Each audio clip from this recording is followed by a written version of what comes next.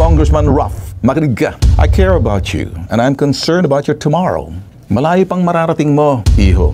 Nakadalawa na itong pamangking ko na to. Sumunod ka sa prinsipyo at paninindigan at sa tamang landas ng uncle mo, si Bitag. Huwag kang gumaya sa mga trapo!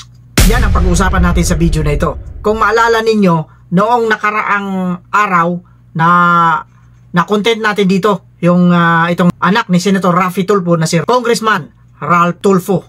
Kaya ito ngayon yung pag-uusapan natin sapagkat kahit minsan itong si Ben Tulfo ay sumasablay, pero nitong mga nagdaang araw mukhang umuokay na ito. Para sa akin ito, depende ito sa opinion ninyo ha. Para sa akin ito, medyo okay na siya. At talagang pinapakita niya na nandun lang siya sa tama. Dahil pamangkin niya ito. Talagang anak ito ni Senator Raffy Tulfo. Pamangkin niya at itinutuwid niya nga yung pagkakamali na nakita na kalat at nag-viral sa social media. Yan ang pag-usapan natin sa araw na ito. Pero bago yan, syempre, shoutout muna sa lahat ng mga subscribers, viewers, at syempre pa, yung mga commentors dyan sa baba. Shoutout po sa inyong lahat. At hindi natin makakalimutan yung ating mga bashers, manood lang kayo. Mag-comment din kayo para mas maganda. Ngayon, bago natin simulan ang ating programa, Pilipinas, ano na? Bati muna tayo ng isang magandang umaga po, Luzon, Visayas at Mindanao. At syempre pa sa mga kapatid natin, mga kababayan natin na nasa iba't ibang panig ng mundo. Magandang umaga, magandang tanghali, magandang hapon, magandang gabi po sa inyong lahat dyan. Nandito na naman po ang inyong lingkod, Boss Rick, ang Pilipinas. Ano na? Yan ang pag-uusapan natin. Talagang napakaganda ng topic natin ngayon kasi nga, hindi sa lahat ng panahon na blood is thicker than water. Yan ang pag-uusapan natin. Kaya mas maganda, panoorin natin itong video na ito at bahala na kayo, mag-comment kayo dyan kung ano magiging reaction ninyo pagkatapos ninyo mapanood itong video na ito. Ready na kayo? Ipasok na natin ang video.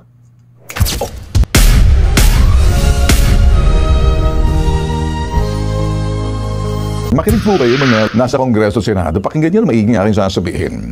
Huwag nyo pong gagamitin yung mga Bible verses sa mga privilege speeches na maganda mapakinggan, pero alam naman natin siguro, naniniwala kayo roon. Pero mas magandang act more doon sa sinasabi nating decorum, what's expected of you bilang mambabatas. You don't have to show them that you're godly. Wala po akong isasalba kahit sino. Nasabi ko na po ito, no? Inuulit ko, hindi po ako naglilinis-linisan dito, nagkakasala rin naman ako. Tumingin po kayo sa screen. Path to destruction refers to a course of action or behavior that leads to severe harm, ruin, or negative consequences. Nakadalawa na itong pamangking ko na to. Masakit mo po sa akin, pero sasabihin ko, alam mo, pag ikaw ay isang public official, di ka ligtas sa mga mapanuring mata ng publiko dahil ikay naninilbihan sa bayan. Congressman ka man, or senador ka man, or mayor ka, basta politiko ka, hinalal ka, nilagay ka dyan sa posisyon mo sa pamamagitan ng eleksyon, or inappoint ka, magsisilbi ka sa taong bayan. Masakit man po sa aking gagawin to, at alam ko naman, nagagalit na sa akin ng ibang mga kaanak ko, na kaapelyido ko. Nagagalit sila. Bakit sila nagagalit? Ako po'y diretso, ano? Di ko po estilo mag-sermon. Estilo ko punahin ang mali at itama ang mali. Lalo na kapag ikay pamilya ko, kadugo ko. Itong pamangking ko na to, pinupuna kita. I am rebuking you publicly. It's not to shame you, but out of love. Out of love. Ginagawa ko po to to save the other members of the family who carries the same last name as you do, but they carry it with integrity, honor, and respect. Dinadala po nila ang kanilang pangalan. Iisa lang pong apelyido namin. Sa unang henerasyon, yung aking ama ang yumaong si Colonel Ramon Tulfo, kung saan tumatak po sa aking isipan yung mga tinuturo niya po na ako'y high school pa lang. Idol ko po yung aking ama. Kaya kung nakikinig man sa akin yung mga ibang mga kaapelyido ko sa first generation, yung mga second generation, makinig kayo. Hindi ligtas kahit mga anak ko. Knock on wood, huwag lang sana sa mga anak ko kasi hahambalusin ko sa publiko. Itagaan nyo sa bato. Tulad ng pagturo sa amin ng aming ama, yumaong ama. Dala-dala ko po yung mga tinuturo niya sa amin. Hindi ko maintindihan kung bakit nagkakaganito sa unang henerasyon, the first generation ng mga Tulfo. Kaya ko po ginagawa to para isalba po yung ibang mga kaapelyido na Tulfo sa unang henerasyon na anak ni Colonel Ramon Tulfo Sr. At yung aking yumaong ina, pareho na po, si Caridad Tishiba Tulfo. Kami po yung unang henerasyon at may mga susunod na henerasyon. Nakakalungkot. Kaya ko ginagawa to para isalba yung ibang nagdadala ng pangalan. Pero ang pagdala nila, nandoon yung sinasabing pagdala nila ng integridad na may honor at paggalang doon sa pangalan. Nakakalungkot, yung apelyidong dinadala namin, sumasablay yung ilan. Nahihiya na po kami. Kaya ikaw, Ralph, Congressman Ralph, makinig ka. Makinig ka. Huwag mo nang dagdagan pa. Look me in the eye and listen carefully, listen closely. I care about you and I'm concerned about your tomorrow. Malayo pang mararating mo, iho. Lahat tayo nagkakamali, nagkakasala, pero binibigyan tayo ng pagkakataon magbago because we are entitled, for a chance.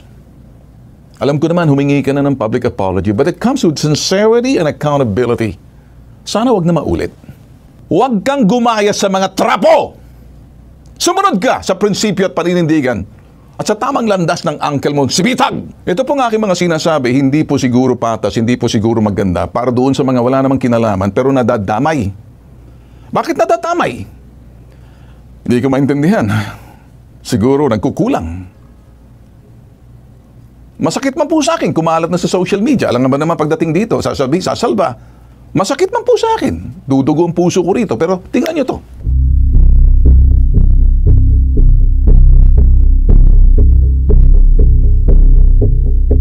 Sino pang matutuwa niyan?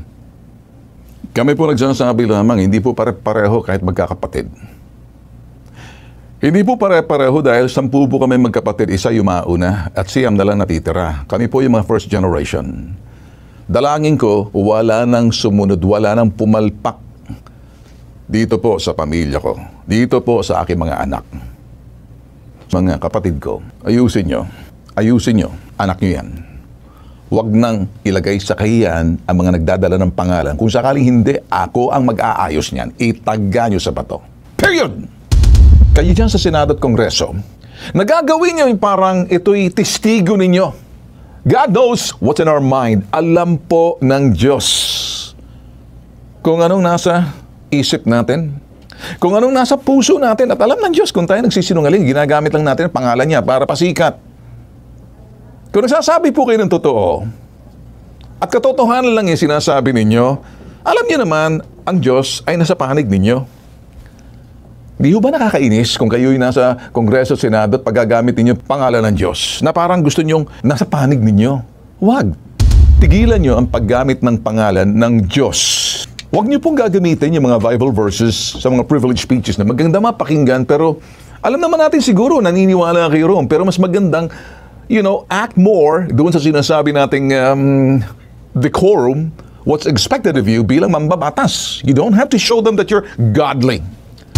So, hindi ako nagla-lecture, marami nga dyan, iba nga dyan sa inyo, mga alagad ng Diyos, may mga simbahan pa kayong mga kinaaniban ninyo Wala pong kinalaman ang Diyos dyan sa kinalalagyan ninyo. Lalo-lalo na sa institusyon ng Kongreso at Senado na narepresentan ninyo. Ang gusto marinig ng tao, ano ang mga batas na inyong gagawin kung kulang para matigilan na itong mga pambubutas ng iba dyan, ang karamihan sa inyo. Kaya kuminsan ang batas na bubutasan, nababali, nilalabag, binabaluktot.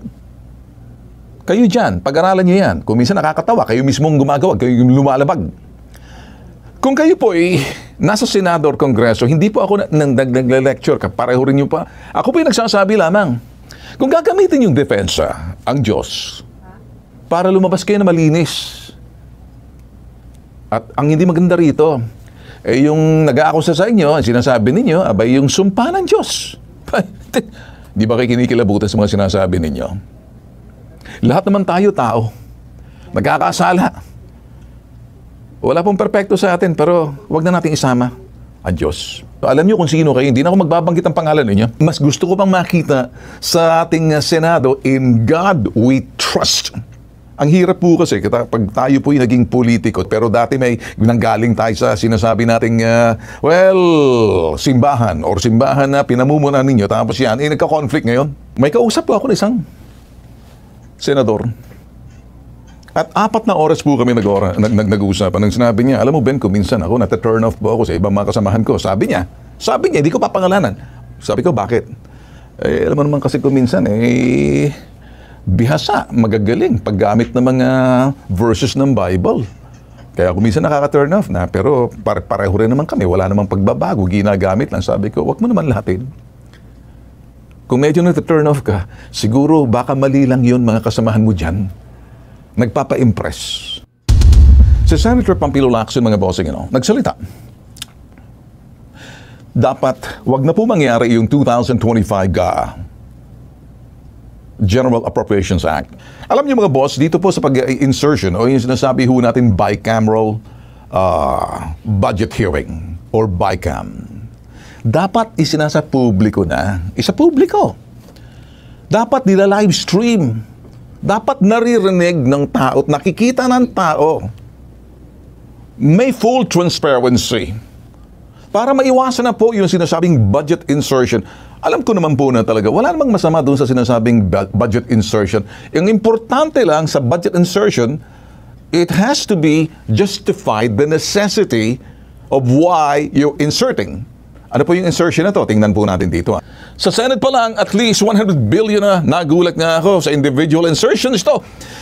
Ito ang naka-FLR for later release. Tsaka na po yan, nakitinabi. Such insertion could threaten the economy because they would help or diverted funds could have gone to infrastructure programs that were planned and vetted at the barangay, city, and regional level.